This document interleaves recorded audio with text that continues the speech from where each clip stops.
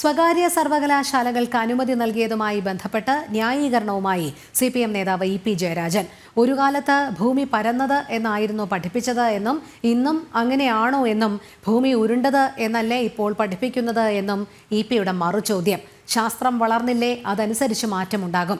വിമർശിക്കുന്നത് കാലത്തിനനുസരിച്ച് മാറാത്തവരാണെന്നും സ്വകാര്യ സർവകലാശാല വിഷയത്തിൽ അന്ന് TP ശ്രീനിവാസനെ തല്ലിയത് തെറ്റാണെന്നും ആരും ന്യായീകരിക്കുന്നില്ലെന്നും EP കണ്ണൂരിൽ പറഞ്ഞു.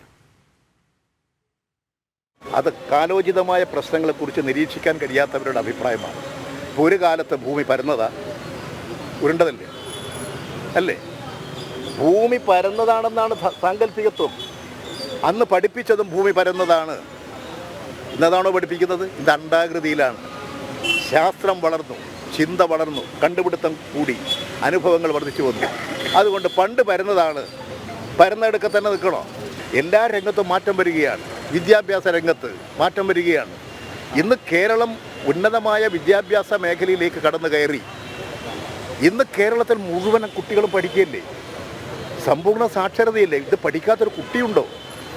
ഇങ്ങനെ കേരളം വളരുമ്പോൾ ആ വളർച്ചയ്ക്കനുസരിച്ച് കുട്ടികളുടെ വിദ്യാഭ്യാസം മെച്ചപ്പെടുത്തിയെടുക്കാൻ ലോകത്തിലുള്ള എല്ലാ വിജ്ഞാനങ്ങളെയും ഉപയോഗപ്പെടുത്തുക എന്നുള്ളതാണ്.